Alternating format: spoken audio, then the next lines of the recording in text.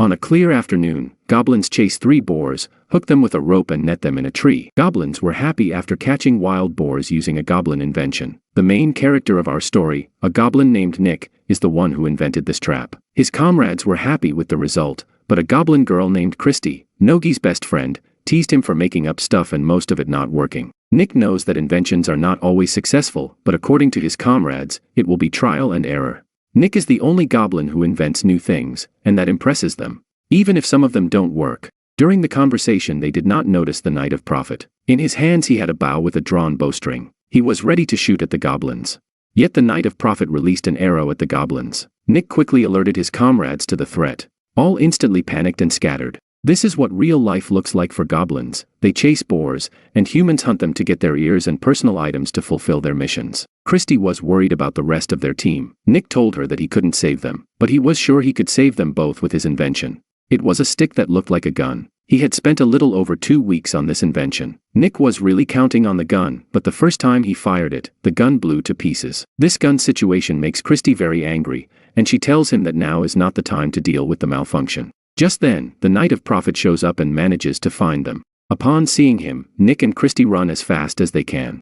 Nick sees a mushroom with air spores. Jumping on it, Nick creates smoke which helps them escape from the night. The Knights of Decoy were annoyed that they had not caught the remaining goblins, nor had they completed their task. The goblins made it home safely, to the southern goblin village of Frostwood. Nick couldn't stop wondering why the knights were after them. And since humans don't eat goblins, they hunt them to take their ears and personal belongings, and to increase their ranks. Nick felt strange, and he asked himself why the Knights of Prophet only take the ears and steal the goblins' belongings, since humans have more fashionable clothes than goblins. Nick hears a loud noise in the village and sees that all the goblins of the village have gathered in one place, and the village elder tells them that the Knights of Prophet have attacked them again. This is the 8th attack in 1 week. The elder also says that they must take all measures to turn the tide against the Knights of Arrival. Nick, upon hearing this, begins excitedly imagining things he would like to invent. And at this perfect moment for Nick, his fantasies are interrupted by an old man, and the elder says it would be a good idea to send more goblins to hunt, so that their numbers will crush the enemy. Nick doesn't like the old man's strategy, because, in his opinion, sending more goblins increases his losses. The old man can't stop reproaching Nick for once again inventing a failed device that will magically destroy the Knights of Prophet.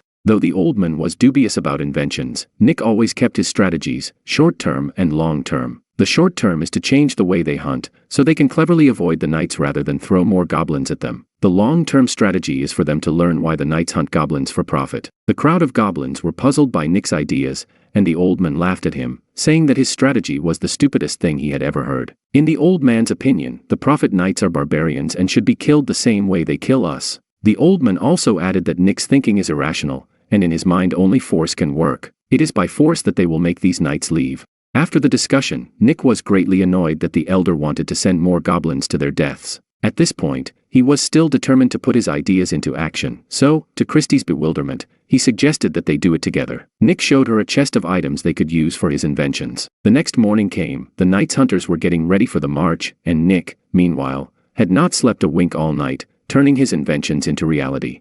He thought that all the goblins thought him a fool, and so he wanted to show them that he was not mistaken in his ideas. Nick invents another weapon they can use against the Knights of Prophet. Christy is in full support of Nick. She packs her bags to go hunting together. The glorious world of the Goblin Forest is home to many creatures. The Goblin Forest alone is home to more species of different creatures than all the other lands. Goblins could be considered one of the weakest kinds of creatures. They always lacked strength. They could not feel safe in this forest, as they were constantly suffering from human raids. From his childhood, Nick remembers that humans attacked their forest ruthlessly, killing everything in their path, especially goblins. And those who hunted goblins called themselves Knights of Prophet. Nick is always tormented by only one question: how long this senseless war between them will last. At that moment, Nick's musings are interrupted by Christy's shouting. Christy says that everyone is fighting the knights in the center of the forest, so she assumes that they can easily catch one of them if they get close to the battle too. In response, Nick says that if they do, they'll probably be dead, just like yesterday. According to him, the strongest knights have already escaped from there. They need to strategize on the best option for catching the bait knight. Nick decides that they will go to the very beginning of the forest where there are the least people. That's where the weaker knights can be found. Our heroes arrive at the site and Nick starts setting 3 traps called Spider Net, Monster Trap, and Kidnapper. Christy asks Nick, why do these traps have such strange names?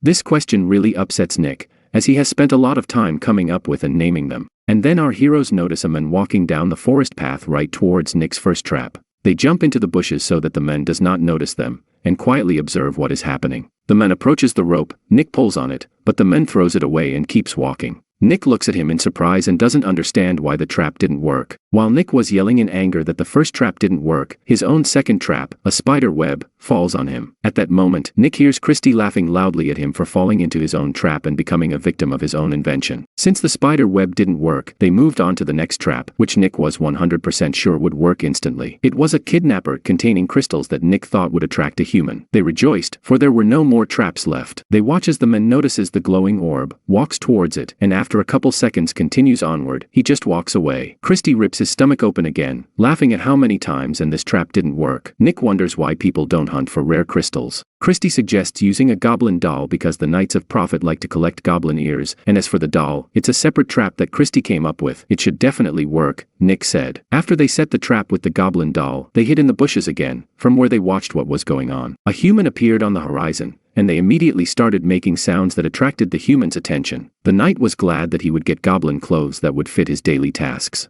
Plus, he would be able to increase his level. Knight didn't realize it was a trap. Nick jumps out to cut the rope. Nick pulls on the rope to tie the man up and lift him up. Just then, the Knight for Profit sees the goblins in front of him. The Knight becomes confused when he hears Christy and Nick talking. The man can't believe he was caught by the goblins. Don't worry, if you cooperate with us, we'll let you go. But first you'll have to answer a few of our questions. Nick bluntly asked the Knight of Profit. Why don't humans hate goblins? Why do they take our clothes, ears, hair, fingers, and teeth? The man replied that goblins are too stupid to understand it. Our heroes did not get a clear answer. Then Nick threatened him, saying he would die if they didn't get the answer they needed. No matter how hard Nick tried, the Knight remained firm in his answer until Christy pulled out an axe and cut the rope, causing the men to fall into the sharp-edged trap. Nick wanted to reach out to him, but it was too late. Nick yelled at Christy a lot, that the men shouldn't have died, but Christy says that Nick himself said that the men should die, and Nick also gave a hand signal. I was just trying to scare him, we didn't talk about the hand gesture, Nick said. Christy realizes that they may have killed the men, and Nick told her that he was not involved in the Knight's death. Christy is very sorry and asks Nick to take the men away. Nick is very angry with her because he doesn't want to go there, but Christy begged him, and Nick had no choice but to go down. Christy lowered Nick down the rope into the hole in which the Knight lay. When Nick was almost at the bottom of the pit,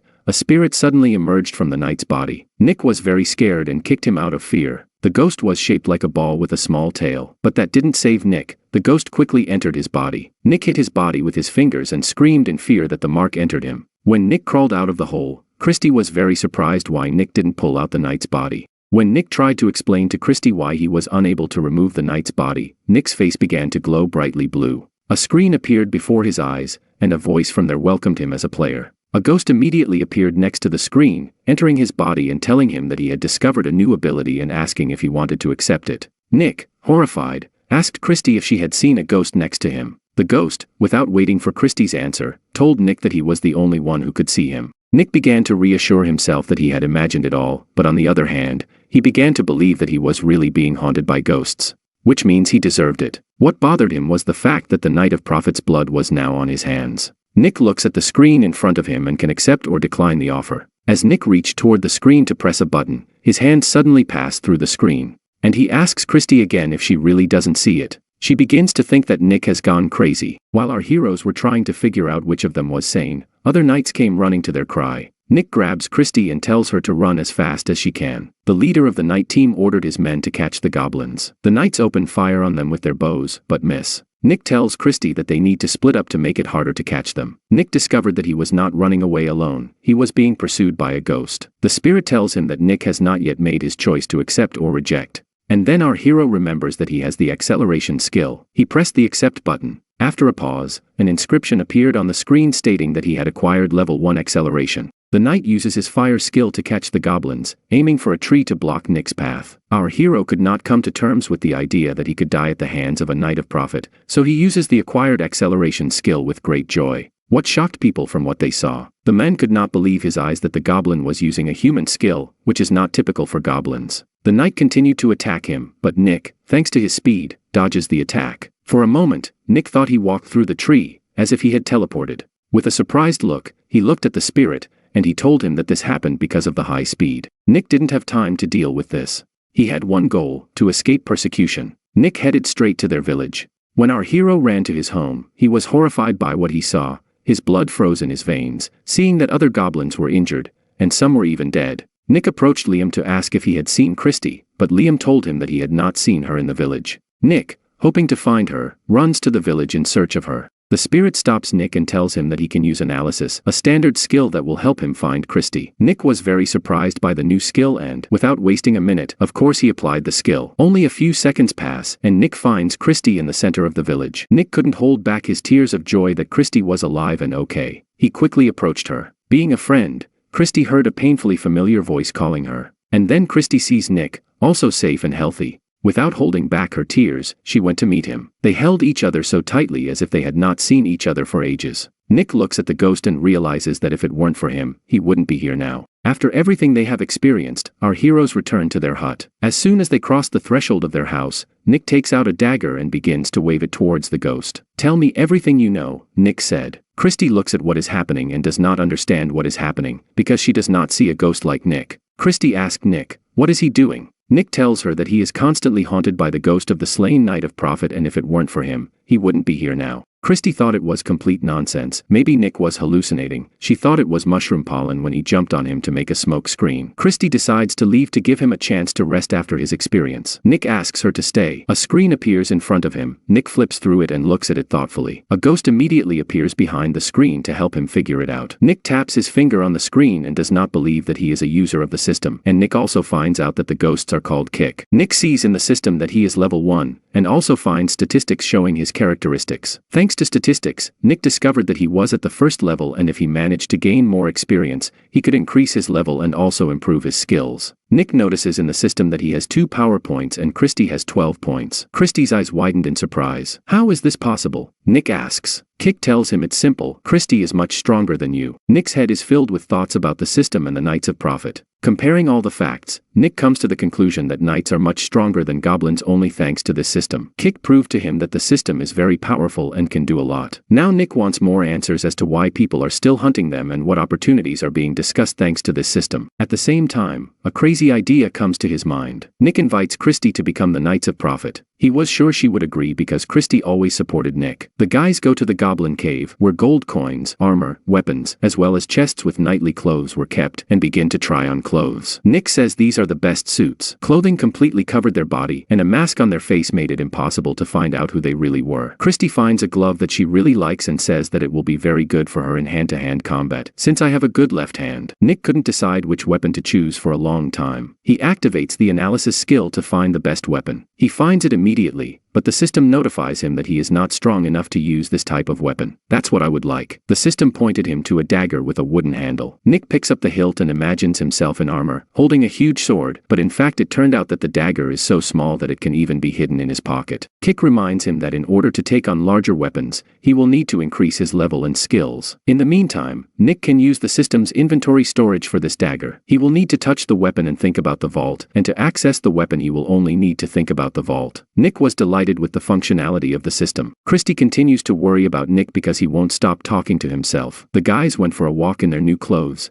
and while they were walking, Nick continued to study the system. He tells Christy that the ghost gave him access to a power unknown to him, so he is trying to find out more about it. Kick was very upset when Nick called him a ghost again. Christy again listens to him in disbelief and thinks he is going crazy. And then our heroes hear someone's voices. They looked like Knights of Prophet. They take their feet in their hands and run in search of shelter. Nick notices a large bush and tells Christy that we are hiding here. The goblins begin to observe what is happening. They see knights appear. One of them was quite large, with a hammer in his hand and a shield. He swung his hammer left and right, shouting that there were too many of them. The knights were surrounded by slugs that fed on berries growing on the trees. Nick activates the analysis skill and sees that the big guy has +10 to life and a crushed honey berry. He thinks that the knights tried to collect honey berries, but they failed because they were attacked by slugs that feed on the berries. There were so many slugs that the big man couldn't handle them alone, so he decided to leave the battlefield, threw down his weapon and ran away, leaving his friends behind, leaving them alone against the slugs. Watching from hiding, Nick remembers how, in a similar situation, he and Christy abandoned their friends when they were attacked by knights. He realizes that this shouldn't happen a second time, and decides to get involved in the fight to help them. Christy didn't really like this idea, but as you already remember, Christy supported reports Nick and everything, and so they both rush into battle. The knights were shocked. Where did these two come from and why did they help them? The slugs surround the goblins. Nick shouts, "Come on, let's go one at a time." The slugs scattered across the field like painless balls, but returned again and again. Nick understands that they won't get far with the wounded men. They need to find a solution to defeat the slugs. Christy turns around to ask if everything is okay, but sees not people, but two gnomes. And one of them, using some kind of magic, heals the wounded men. The guys asked each other where the gnomes came from here. Meanwhile, a ghost named Kick bursts out laughing. Our heroes continue to wage a merciless fight against the slugs, but their struggle does not bring them victory. Nick turns on the analysis mode in the system to find the weak points of the slugs and defeat them. Nick finds the weak point and kills the first bullet. He shouts to the ghost that he succeeded, and Kick responds by telling him that he did the right thing by taking advantage of the system. Thanks to analysis, you can find the enemy's weak points. This is the right tactic, but only if your perception stat is higher than your opponent's. After killing the slug,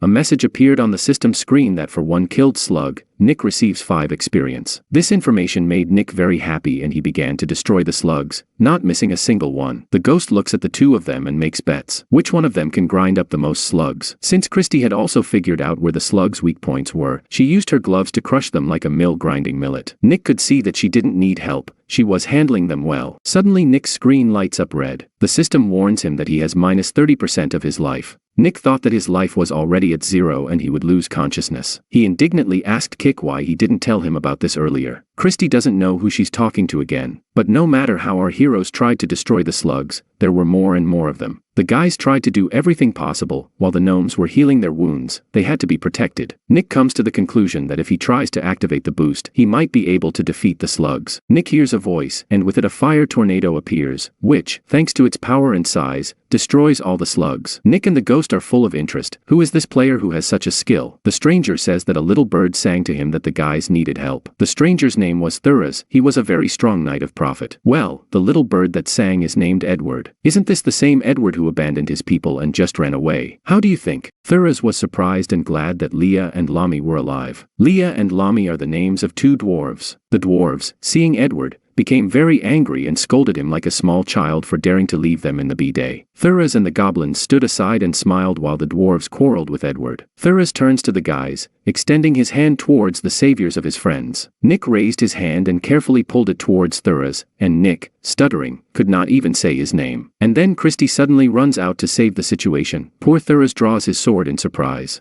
The goblin running towards him shouts, "My name is Christy, and this is my best friend Nick." Having met him, Christy, without any hesitation, asks Thuras for a reward for saving his friends. Nick feels embarrassed for his girlfriend and tells Toros that she is joking. To which Toros, laughing, replies, calmly, "I liked her joke." But instead of a gift, Toros invites the guys to his village called the Misty Forest. Our heroes were surprised by the offer, but agree to it. Having gathered, they all set off together. Nick was curious about Thuras' sword. He activates the analysis in his system and the system gives him an error. Kick tells him with a smile that his level is too low for such requests. And in order to increase his level, he needs to gain more perception points, thereby increasing the level of analytics. Thuras must be very strong if Nick can't see his stats. Meanwhile, the guys are in Mistwood. Nick and Christy are shocked to see such development in the human village. There were new, modern residential buildings, fashionable clothes were sold, high-quality weapons were forged, and there was so much food that children had never dreamed of in such quantities. The guys immediately notice the big difference between people and goblins. They understand that not all people are what they thought they were. The knights they were with weren't as bad as they thought. Along the way, the guys see cages with animals. The roar coming from the cages made the guys flinch.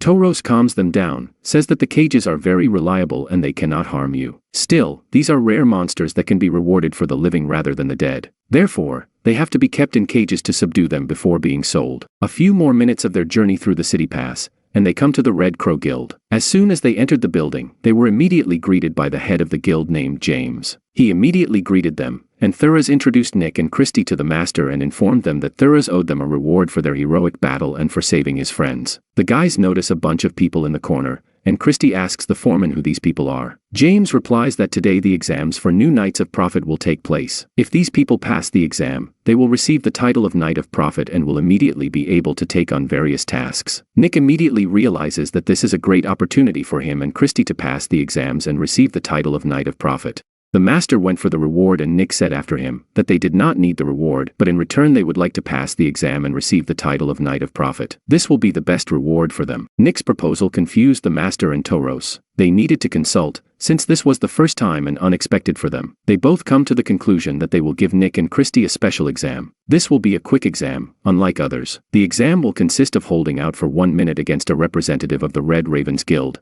This will be thorough.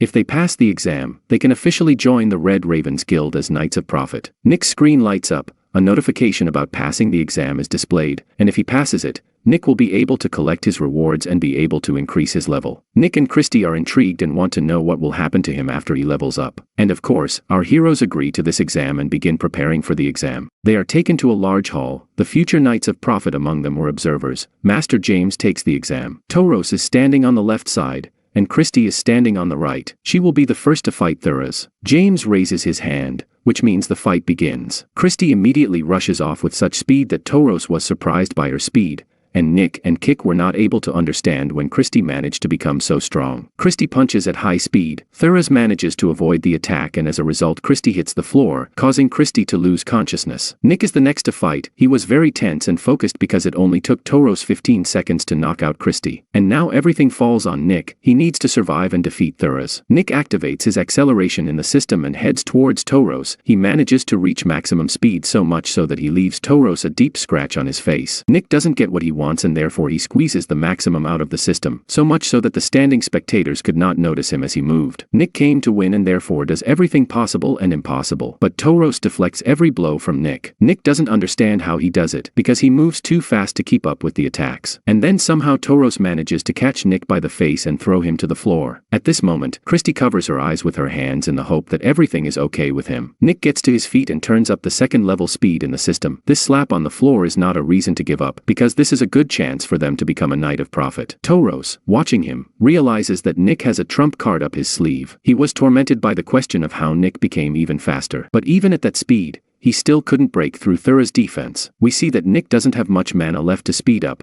just enough to use one more time. Nick is confused because he still can't hit Thuras, how strong he was. While Nick was looking for a weak point, Thuras repels Nick's attack with his sword. Nick flies across the floor to the side, and Tauros, in turn, thinks that this is a victory since Nick most likely lost consciousness. But the goblin manages to get up. Nick stated that he is ready to continue. Christy rushed to Nick to stop the fight because she didn't want Nick to get even more injured. While Nick was distracted, Tauros wanted to strike the final blow, but the guild master grabs his hand and tells him that the fight is over. The duel took a little more than 1 minute, and since Nick was still conscious, it only meant one thing, that he was passing the test. Tauros approaches the guys. With congratulations, he extends his hand to Nick and thanks him for Nick's fighting skills. Thuras says, "I can safely say that you will make an excellent Knight of Profit. Welcome to the Red Ravens Guild." On Nick's monitor, you and I see a message that says that Nick has successfully completed the task and is now a full-fledged Knight of Profit of the Red Ravens Guild. And for this task, Nick receives 100 experience points, and Tauros, for his part, gives them Knight cards. The colors of these cards indicate the rank of the Knight. Nick's green card means he is a Knight of rank F, and Christy's gray card is rank U, which means unfit,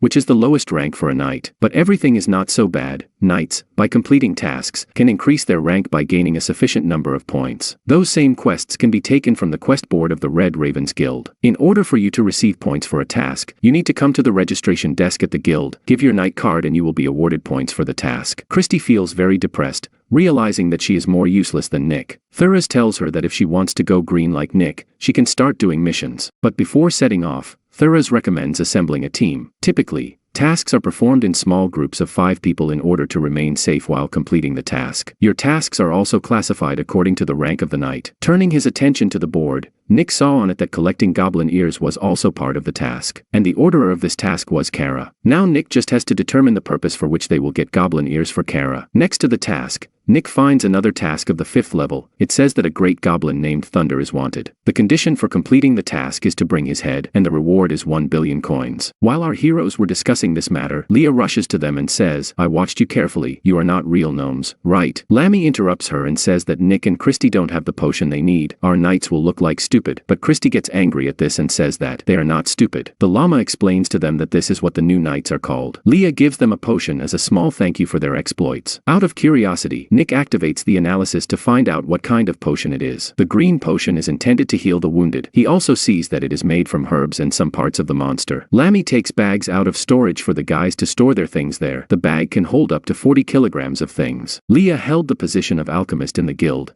and it was she who made these potions. Thuras reminds them to use it wisely, as some potions are very difficult to make. Nick recalls that when he checked the potion using the system, the screen said that a new recipe had been learned. He can imagine that he can make the same potion using the system. And so Thuras takes Nick and Christy on their first mission and asks Leah and Llama to join their group. Llama quickly agrees because she wanted to show the guys her abilities. After the guys have decided on a group, Toros allows Nick to choose a task. Nick chooses hunting because in this task they can collect the missing ingredients to make a potion and, on top of that, they will receive 10 gold. Now everyone is ready to hit the road. Nick takes on the distribution of his skills after a 1-minute round with Toros. Kick warns Nick that once he distributes the points there will be no going back. Stronger stats can affect how fast a player can move and think. At the moment, Nick needs more experience points per level. He also told him that you can pump yourself up not only thanks to the system, but also in a natural way. Unless of course you want to work hard. But leveling up naturally will require more effort than using points in the system. The higher your score, the more difficult it will be to improve it naturally. While our friends are walking through the hunting grounds, they meet the greatest man among the goblin hunters named Air. He was gigantic in size, wearing huge armor and carrying a powerful sword. In fact, Air is not the only one of such gigantic size, he had friends similar to him. Nick overheard them joking about killing goblins. After hearing the words, Nick feels pain inside himself for his people. He turns around and begins to run wherever his eyes look. The knights were wondering what could happen to Nick. Nick leaned against the wall and began to cry, because he almost trusted people and believed that there were good people among the knights. But then Air appeared and bragged about how good he was at killing goblins. Nick becomes furious and decides to find out to the end why these knights are hunting goblins. Suddenly Nick hears his name called and Toros asks if he is okay. Nick has to lie and says that he suddenly felt sick. Thuras offers to postpone their trip,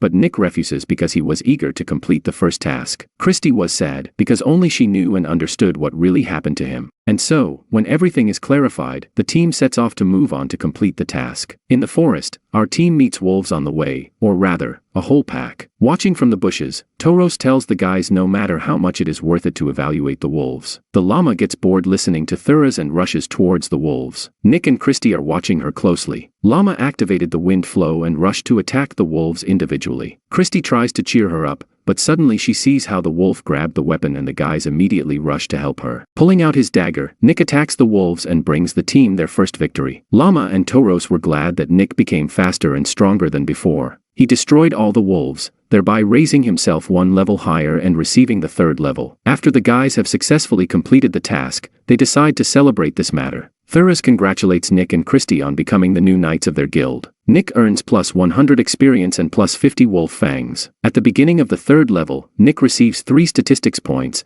and he also has the opportunity to increase the analysis skill to the second level. This level will allow Nick to explore Thuras' sword, but he still fails to fully explore it. And this is already better than nothing at all. Nick compares how things were before and how they are now. In just one day, he was able to go so far that he himself did not even expect. Thuras decides to talk to him privately, and he compliments Nick on his abilities. Thuras also provided him with the perfect opportunity to complete a mission of a more difficult level, the kind of task only Air and his friends can do, so Thuras believes Nick and Christy would be a great addition to his team. At first Nick was horrified by Thuras' proposal, but then he thought that if he completed the task in order of magnitude higher than his level, then the reward would be appropriate. And Nick gives his consent to participate in such a task. Sitting on his bed at night, Nick tried to study something in the system. When he used the analysis skill a little earlier on the potion that Leah had prepared, Nick saw a message from the system that he had learned the recipe for the potion. Nick knew that he already had the necessary ingredients for the potion, because he had obtained them on his first mission today. With everything in hand, Nick tries to create a potion through the system. Clicking the create button, Nick is surprised to see his prediction come true.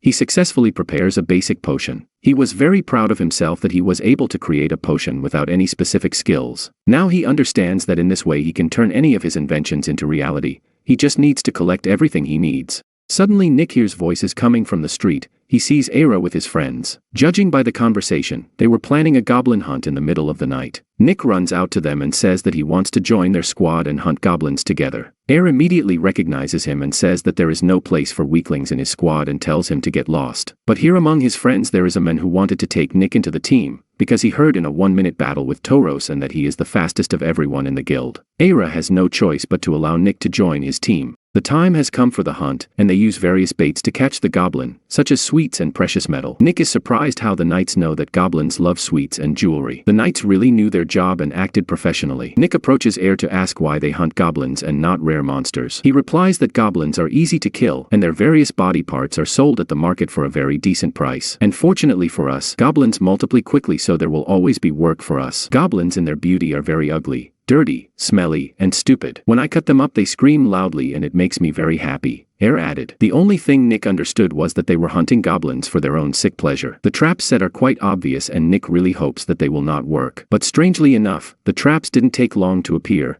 Goblins appeared, and Nick realized that goblins were really stupid. Nick begins to scream loudly, which greatly frightened the goblins, and they disappeared into the forest, which naturally angered Air. During their hunt, Nick did everything he could to stop them from killing the goblins, and he was very good at it. Meanwhile, Air caught the goblin. He threw the goblin at Nick's feet and ordered Nick to kill him. The goblin sobbed big tears and begged Nick not to do this, while Nick, holding the dagger, trembled with horror. Nick spoke to him, and the goblin recognized his voice. He realized that Nick was hiding behind the mask. So Nick can't kill the goblin? Air asked Nick in surprise. By chance they don't know each other. Nick decides to deceive and says that several years ago he was attacked by a pack of goblins and he was very scared, but hopes that he will be able to overcome his fear tonight. When Nick was talking to Air, he was holding a large egg behind his back, which he found along the way. He also promised Air that he could kill the goblin. Air waits impatiently, but suddenly a large monster rushes towards them. Nick dodges to dodge it and Air sees that it is a C-rank monster, the guardian of Glimmerwood Forest. Nick hangs on a tree with one hand, shouting at the goblin to run away as quickly as possible. The knights thought that Nick was shouting at them, so they began to run away. The goblin recognized the egg that Nick was holding. This egg belonged to the forest guard. When they were little, they were taught by adults not to touch these eggs. Apparently, Nick knew that with the help of this egg Nick could lure out the forest guard. Also, the escaped goblin was very interested in what Nick was doing with the hunters. While Nick was running from the guardian of the forest, he managed to use his new invention to move from one tree to another, jumping along the branches like Mowgli. One knight from the team was amazed by Nick's invention. Nick specially called the forest guard to prevent the vile knights from hunting goblins. Nick was too angry at them for killing goblins for fun, and according to Nick, this is exactly what they deserve. Nick activates his acceleration skill and saves one of the knights and takes the monster further away as it smells the egg from Nick. Nick jumps through the trees because the guard won't be able to reach him. Kick tells Nick with horror that this rescue of the knights could cost him his life, since the guardian of the forest is a monster of the 15th level, which is not even half as good as his level. Despite the superiority of the guard, Nick decides to fight him. While jumping, Nick releases two small swords right into the guard's chest. While the guard was screaming in pain, Nick takes out his dagger and tries to rip open the guard's belly. After such an attack, Nick thought that it was all over, but an unexpected tail strike came from the guard and immediately 75% of Nick's life was removed. Nick was too motivated to die here, but he was too weak to continue fighting the monster. Nick no longer thought that anyone could help him, but suddenly Christy appears out of nowhere and deals a powerful blow to the monster. She screamed at Nick to get up. There wouldn't be another chance. Nick immediately rushes to help Christy, despite the fact that his life is almost at zero. And Nick deals a crushing blow to the monster and the end comes to the guardian of the forest. As a result, Nick receives additional experience as a reward. Falling unconscious,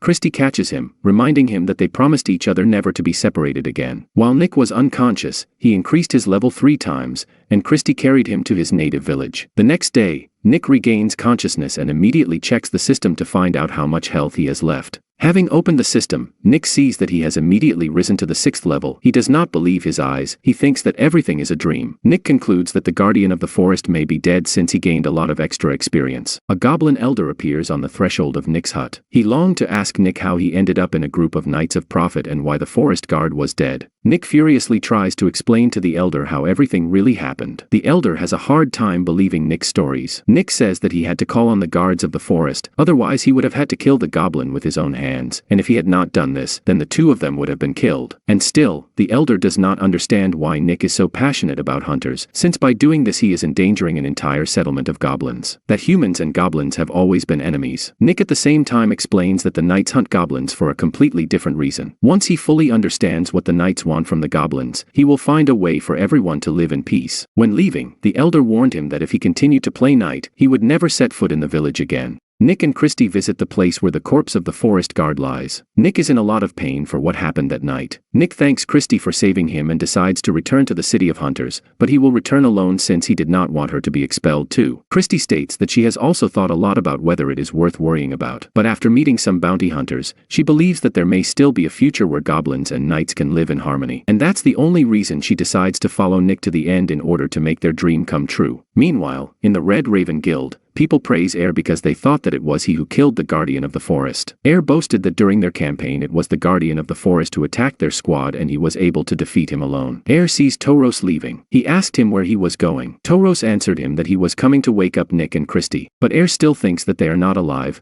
until the goblins ran into the Hall of the Red Ravens. Our heroes don't even have time to step on the threshold when Tauros announces a new task to them. But before they begin the task, they need to find a first-class potion. They can find it in the same Kiera store. Nick immediately remembers her. This is the villain who asked to hunt goblins. The guys entered the store and immediately introduced themselves to the woman who, in their opinion, had been waiting for their arrival for a long time. They told her that they were the new knights of the guild. Air appeared out of nowhere, as if he was chasing the guys. He told Kiera that these were his new friends. Air immediately asked Nick how he managed to survive yesterday's massacre. Nick had to lie again and said he just ran away. Suddenly, their intimate conversation is interrupted by Kiera and says that their order for the Red Ravens Guild has been ready for a long time. She gives them the goods and asks them to pay for it in return. The guys were stunned because Thuras did not give them gold to pay for the goods. And who do you think paid for the potion? That's right, it was Air. Who guessed it right away? Give the video a thumbs up. Let's continue. When the guys saw the potion in their hands, Nick immediately asked Kiera if he used goblin blood to prepare the potion. She admits that some of them contain goblin blood, which is a standard ingredient for preparing this type of potion. They also use forest grass, sapphire shavings, dry butterfly wings and the tongue of a saber-toothed lion. Hearing this, Nick understands that it's not just about goblins or potions, but also about their clothing, making armor, weapons, and food. For the Knights of Profit, all existing monsters are ingredients. Nick imagined the scale of what was happening and it made him feel bad. Kyra offered to drink potions for his recovery, but Nick refused, knowing why and by whom they are made. Towards evening, our heroes set off on their next mission, hunting a large wild boar in the mountains. Nick's day was quite eventful today. He thought that nothing worse could happen and he was wrong. On the way to the mountains, Nick and Christy observed many traces of blood, battered bodies and body parts of various animals that had been executed by a boar. They follow the tracks to the designated place. After a few steps, they see that the tracks are disappearing, which meant that the boar had somehow simply disappeared. Thuras observes the two paths and says that he could not go far and in this case they need to split up. Leah, Llama, and Christy will take positions on the hill, the rest will move further along the pass. If someone spots a wild boar he must use a flare. After an hour along the pass, they fail to find traces of the wild boar, as if it had never been here. And Kick invites Nick to use his skill, Analysis. Thanks to your level, we may be able to track down the boar. And Nick thought how come he hadn't thought of doing this before, they wouldn't have had to waste so much time. After activating the skill, Nick manages to discover his trace, but for some reason his traces are hidden. He had never seen animals cover their tracks like this, especially this wild boar, which was very large. So he feels that something might be wrong. Nick shows the team the right path. Tauros has no big doubts about the path. Nick asks you to trust him. Moving along Nick's route, they come across a cave. Entering it, Nick again feels something is wrong. Having walked a little deeper into the cave, they come across a dead boar carcass. From the deep darkness, a terrible growl is heard and then a monster appears, the Lord of the Mountain. A powerful monster of rank B, level 27. This villain was larger than all the other monsters Nick had ever seen. The monster lets out a strong and terrible roar, which made everyone wonder if they could survive today.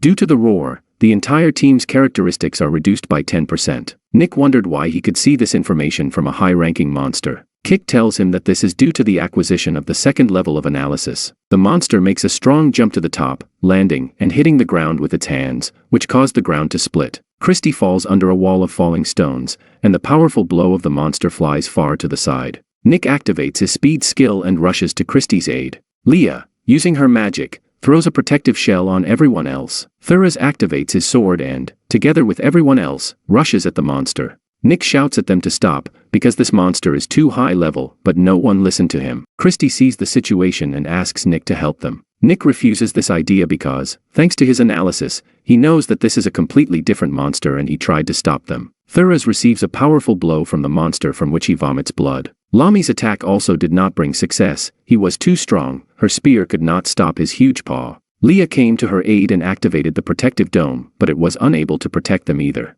Arriving in time, Air and his friends saw that the others had managed to find the boar, but from a distance they could not see that it was not a boar at all. Air and his friends hurried to their aid. He became very interested in what kind of boar it was that could shake the ground under his feet like that. The kick left Leah and Lammy unconscious. After such a blow, Tauros was able to kneel. He decided that he was not going to retreat, despite the fact that the monster had superiority in both strength and level. Thuras thought that if he could defeat a monster of this level, he would become the strongest prophet knight in the Red Crow Guild. He launches into an attack, again activating his sword and inflicting a powerful blow on the monster. The monster falls to the ground and Thuras, deciding that the monster is already dead, orders everyone to leave the cave immediately. But this beast cannot be destroyed so easily. From a puff of smoke after the monster falls, a monster's paw appears, which grabs Thuras and powerfully hits the ground. And this blow does not stop Thuras' determination to destroy the monster. He rushes to attack again. Nick sees that one more blow from the monster could be Thuras' last. So Nick activates his acceleration, grabs Thuras and leads him out of the cave. Nick pouring out of the cave gives a signal to Christy,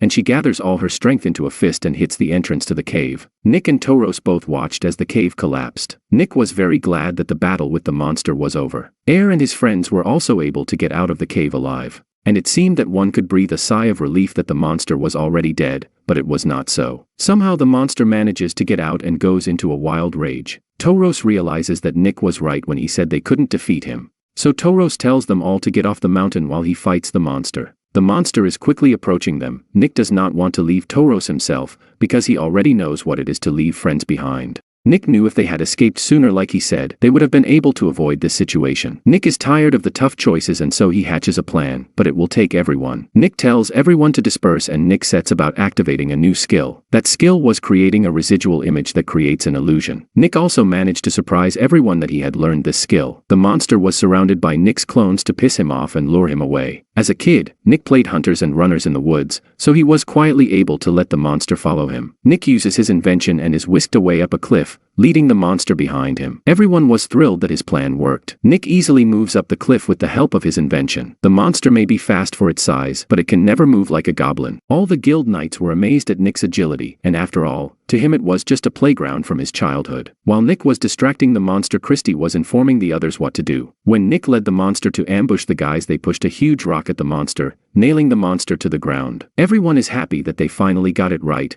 but the monster had no intention of doing so and breaks out from under the rubble again. Kick yells at Nick to drop all the attribute points on dexterity, and Nick raises his acceleration skill to level 3. Then he immediately rushes at the monster with a dagger in his hand and chops his head off. While Nick was in the battle, his mask came off for a moment and Air noticed it. He asked everyone if they saw it, but the others couldn't keep up with Nick's speed. Tauros laughed at Air. Tauros was amazed that Nick continued to amaze him with his new abilities. And to Air he said that he had imagined it just can't be. After killing the monster, Nick's level has risen by as much as 4 levels, and now our hero reaches the 10th level. And along with the new level, Nick unlocks a new skill, Cruel Knight, of the first level. When the guys returned with the victory to the village of knights, Nick received a lot of questions and compliments from his team. Asking him different questions, Nick has no time to answer them. He has never had so much attention before. Tauros watched from the sidelines as the crowd cheered and applauded the new hero. He was sad that all the laurels went to Nick, although Tauros realized that Nick was the only one who thought rationally in the battle with the monster. While Tauros thought about killing the monster without thinking about the team. After all, only a strong knight will not lead his troop to death. They fight in spite of fear and achieve victory. Tauros feels jealous and wonders how he can make up for lost time. As night falls, Nick and Christy find themselves in the woods, and the boys were happy that they got glory in the Knights Guild. Christy torments Nick with questions about where he learned such skills to kill a high-ranking monster. Nick says he told her about it, and Christy remembers that Nick once told her about a ghost. Christy didn't freak out at him much because their goal was to become guild knights in order to understand why people hunt goblins. But Nick only cared about getting stronger and proving himself to the humans. Christy reminds him that if the Knights for Profit find out who they really are, they will kill them just like they do with any monster. Also, Christy isn't sure if these knights are really their friends, and Christy declares that Nick shouldn't forget who they are. The more time Nick spends with people, the stronger their friendship becomes. And Nick says that, "One day I will prove to you, Christy, that goblins and Knights for Profit can be friends." While they were dialoguing among themselves,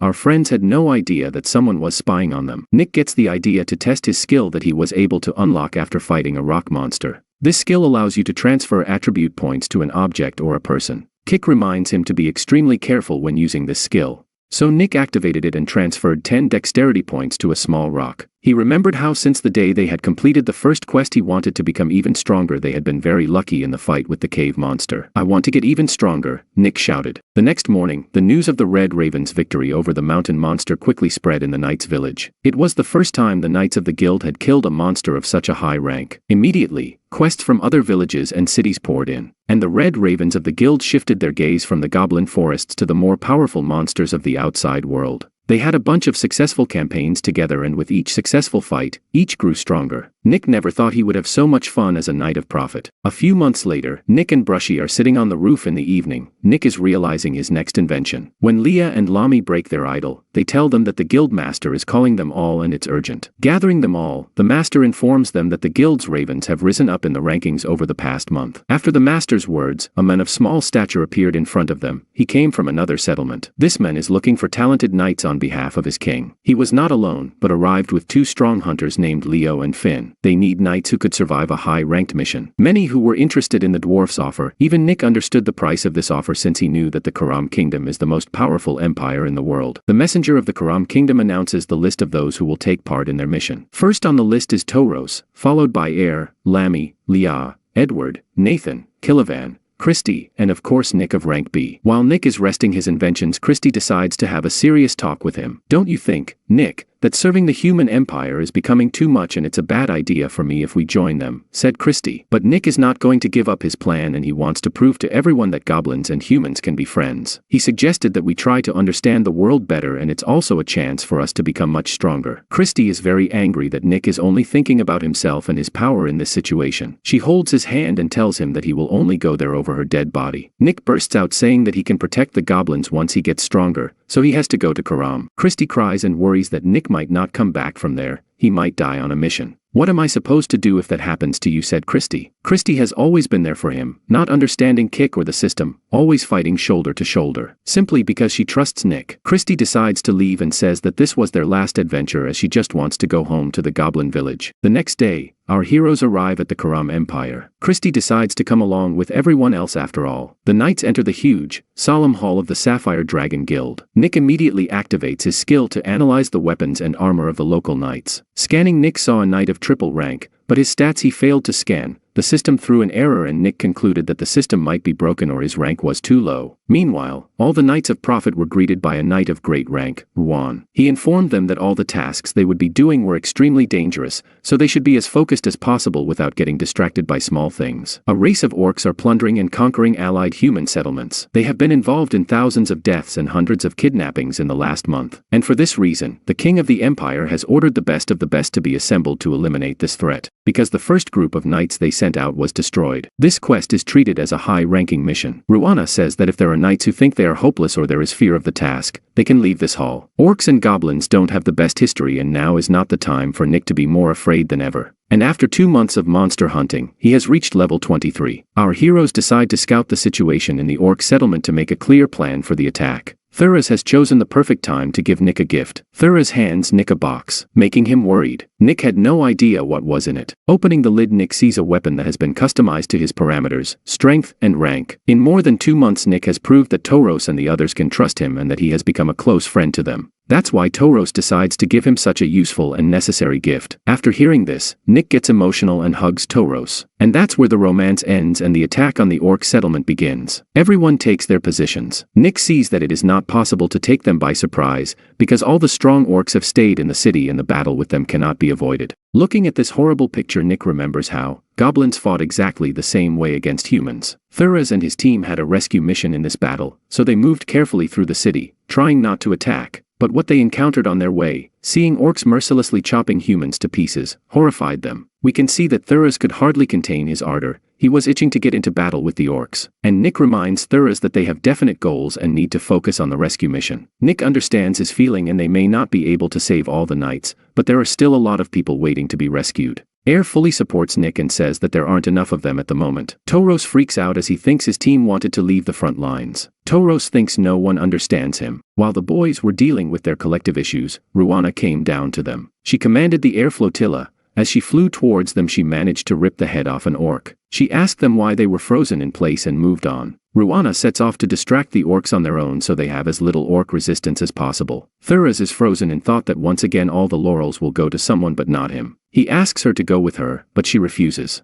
But Toro's stubbornness does not let him calm down and he follows her. Air asks the team to leave Thuras alone and focus on their mission. The team decides to take a different route where there is sure to be less resistance. Suddenly, Nick's system gives him a red warning signal about danger. Nick sees something flying from above right towards them. After the fall, the guys see him and covered with wounds and rush to his aid hoping to save him, but it was too late. Nick wonders who has the power to turn a guy into a piece of chop. And then a two-headed orc appears, fighting on the side of the orcs. The guys were horrified by what they saw, because this two-headed fighter was level 35. This monster rushed to attack our guys. The first one to attack was Christy, but our knights easily repel the attack. Air points the boys to the building they're using as bait for the monster. The two-headed creature rushes into the building, taking out the doors with ease. And there was a surprise Nick had invented. They were bombs. A powerful explosion sounds and it would seem that the creature was finished, but it was not so easy to get rid of them. After the smoke clears, Org finds no one in the building. But our heroes have a surprise for them using the surprise effect. At Nick's command, they all move in on the monster, using every weapon they had. As soon as they managed to disarm one head, Org couldn't control his body properly and he fell to the ground. The enemy was defeated. Our knights continue their journey onward. As they climb to the roof, they see falling fireballs. According to Kick, the one who launches them has a lot of mana. Nick activates his analysis and analyzes the person standing on the far roof who launched the fireballs. Nick figures out that it was the Orc Emperor. It was a level 58 monster. Well, here we are at the end of a 3-part retelling of the life of an ordinary goblin. If you want a sequel, let's get 1,000 likes.